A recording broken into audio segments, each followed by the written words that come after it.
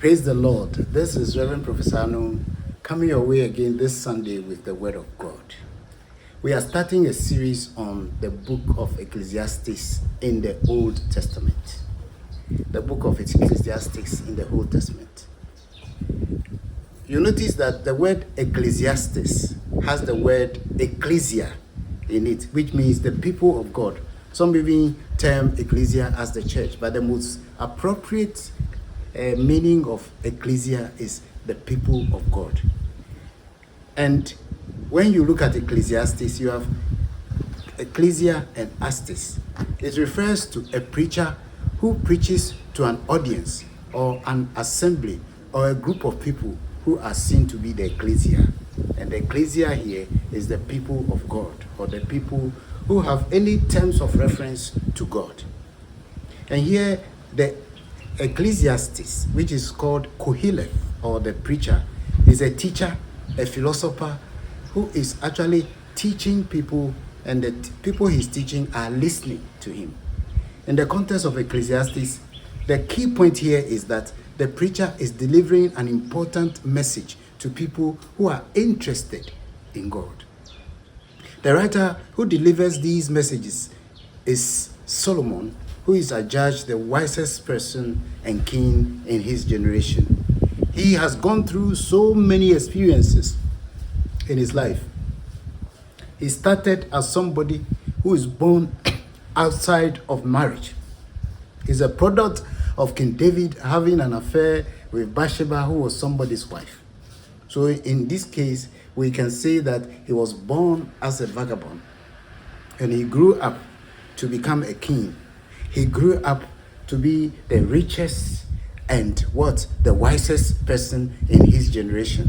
But then we know that he also erred by having so many concubines and so many wives from other places. He went against the dictate of God when he became so wealthy, to the point of even sacrificing to the gods of his many, many wives who came from very heathen and ungodly situations.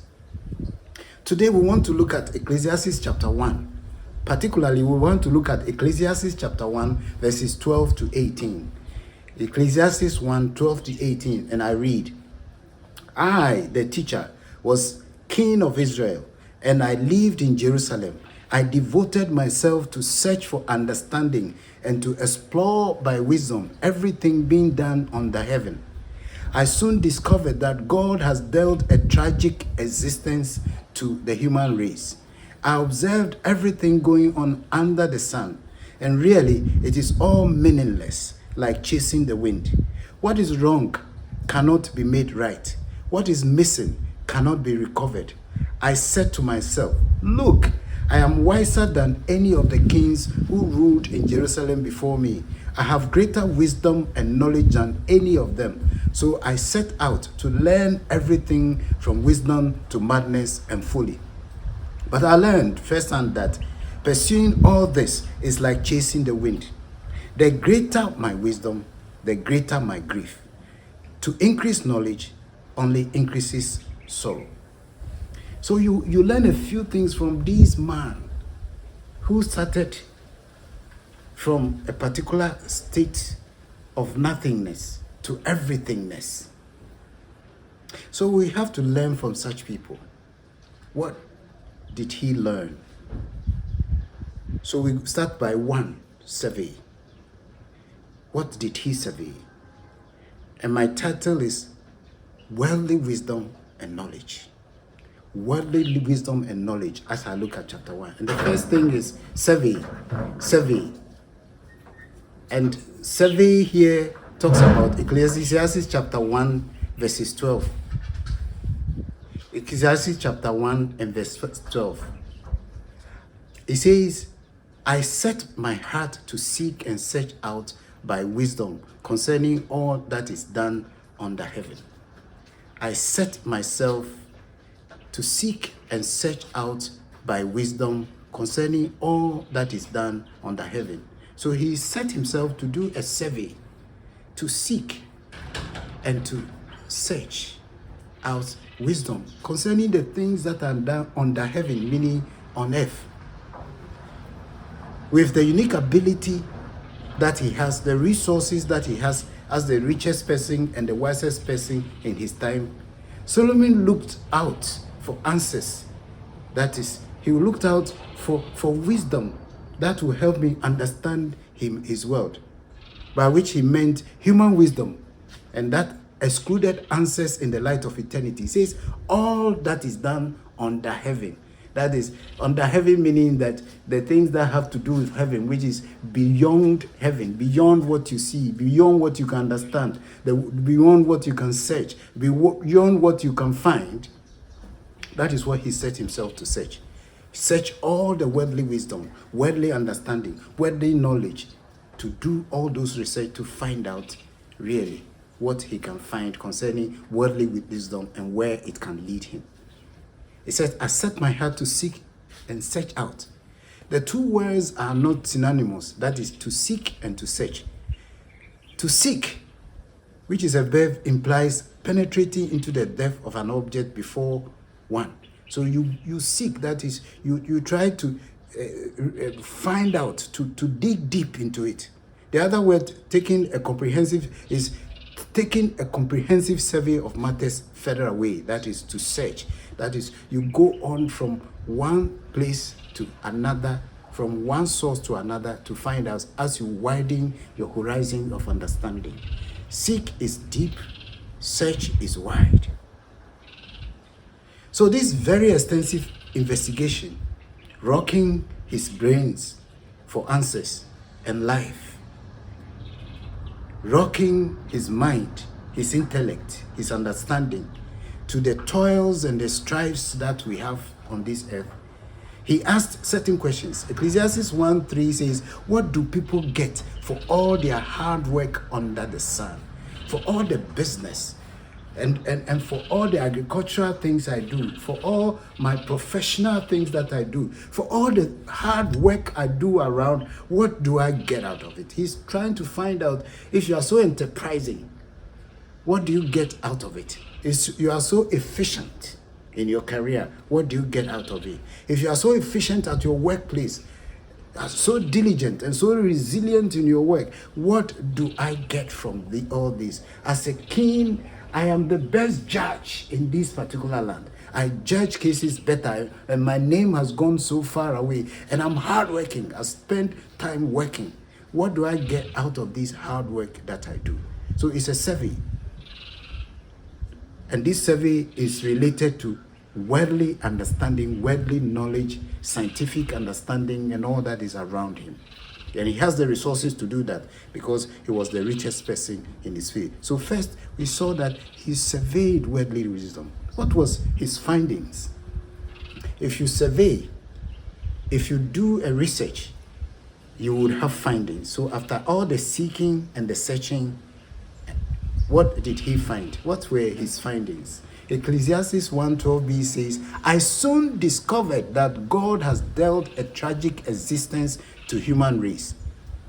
Without the dimension of wisdom that comes from above, the results of our toils, our strife, and our nails, and all our going up and down is useless.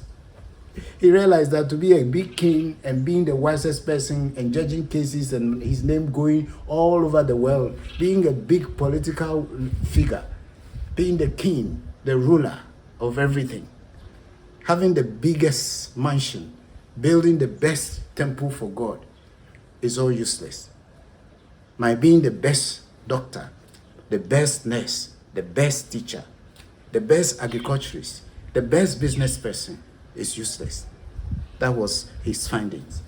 That is first findings of it. And the first idea is that it's because God has given man a big trouble. He has deliberately built a system where life seems meaningless and empty. He says, I discovered that God has dealt a tragic existence to the human race. It means God, who has created all these, my skills, my profession, my status, my power, has designed it in such a way that it would all become meaningless if you value it in the eyes of human wisdom.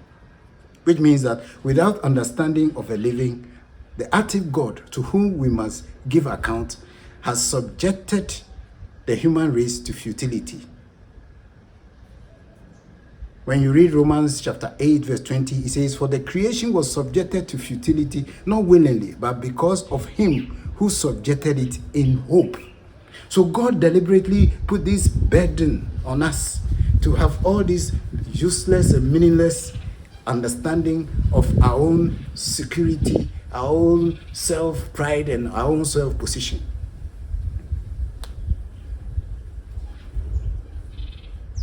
It is always not easy to find answers because our pride, our self-reliance, our self-love works against us finding hope from our trials, our temptations, and our tests. We always feel hopeless. But when you read Romans, it says, because of him who subjected it in hope. God makes us go through that so that hope will be developed. Solomon says in Ecclesia-astes 1:14, "I observed everything going on under the sun, and really it is all meaningless, like chasing the wind." It is all meaningless. Everything that is done under heaven, that is done below the boundaries of eternity and of God, is meaningless. All man's work, accomplishment, searching for wisdom seems to amount to nothing. If you are the best architect who has developed a very nice building plans and other things, God is developing that in such a way that you will find yourself empty and hopeless unless you find hope in him. You know, that is why it is said that anything that we do is preparing us for eternity. All our trials, all the big things we do is preparing us for eternity. If you don't have that in mind, it will be meaningless and you'll be empty. This is because you cannot take your skill anywhere. You will die. Your certificates, your positions, whether you are a professor or you are engineer or you're architect or whatever you are, you can't take it to the grave. At a certain point, it might leave you. Sometimes you have those positions and yet you are unhappy. Those things don't bring happiness. When you look at Matthew chapters 5 to 7, the things that says happy are those. None of it says happy are the kings, happy are the architects, happy are the lecturers, or happy are the business people. The things he talks about are things that are beyond heaven. They are things that are not on earth, they are in heaven. Skills. Ecclesiastes 1:16 says, "I said to myself, look, I am wiser than any of the kings who ruled in Jerusalem before me. I have greater wisdom and knowledge than any of them." I have skills, knowledge, understanding. I have competencies, I have power, I have status that I can boast of. I realize I have all those skills. So you can end up what we call a successful failure. That is how Solomon ended. He was a successful failure. Ecclesiastes 1:17 says, "So I set out to learn everything from wisdom to madness and folly," because he has the resources to be able to do so. "But I learned firsthand that pursuing all this is like chasing the wind." All that is done under heaven shows that the total resources of a limited worldview are the object of study. And when you can study all that is under this earth and have all the resources and have all the skills and have all the competencies, you cannot still succeed. Because the vertical aspect, which is, these are all horizontal aspects. Our skills, our status, our competencies, our professions, and our titles are all horizontal. They are all on earth. We are not complete if we don't actually see the vertical part. That is the one that relates to the heavenly part, our relationship with God and the way God views these things. These things cannot take us anywhere. The next is the summary. Ecclesiastes 1:18 says, "The greater my wisdom, the greater my grief. To increase knowledge only increases sorrow. The more the preacher understood life, the more the teacher understood life, the more the philosopher understood life under the sun, the greater he gets despaired and he gets disappointed. The more Solomon learned, the more he realized what he did not know. The moment you feel you have known it all, that is when you should realize that you know nothing. The more he knew life's sorrows. The more you dig deep into worldly things, the more you feel like chasing after worldly things, you realize that you will not be happy, you will not arrive at it. So long as wisdom is restricted to the realm under the sun, it sees the throbbing tumult of creation. The more you understand, the more you ache. The more you feel you've got it, the more you realize you haven't got it. So that's why there are people who build 100 houses and they still want to take other people's lands and build more.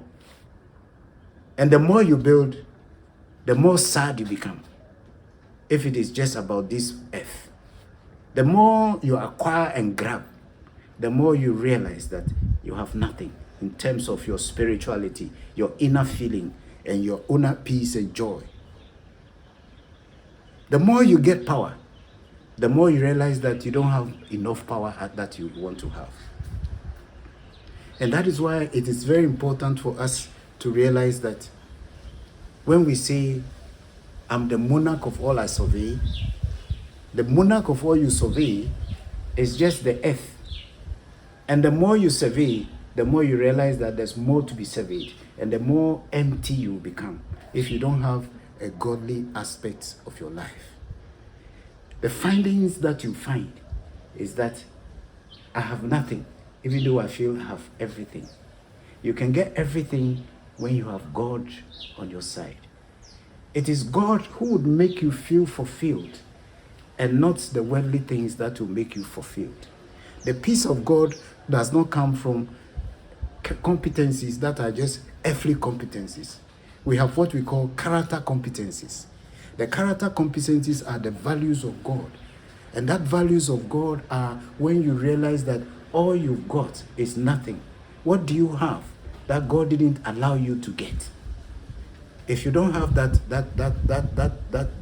kind of perspective of life, you will live a life where you are always struggling, you are always striving, because the striving and the struggles that you go through are to prepare you to look heavenward, not earthward.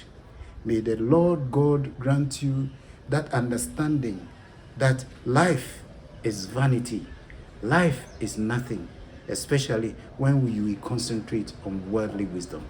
May God grant us wisdom, the wisdom that comes from above, so that we have another perspective and awareness that will make us not feel like grabbing everything. The fact that we sacrifice our godly values for earthly gain. Amen. Thank you very much. This has been Reverend Professor Arno starting the series on Ecclesiastes. And today we have realized that worldly wisdom is not enough. We need to complement it with heavenly wisdom. Thank you for listening to me, and I hope that you will continue to listen to me every Sunday at 7:30 a.m. on my Facebook, Instagram, and YouTube. Shalom.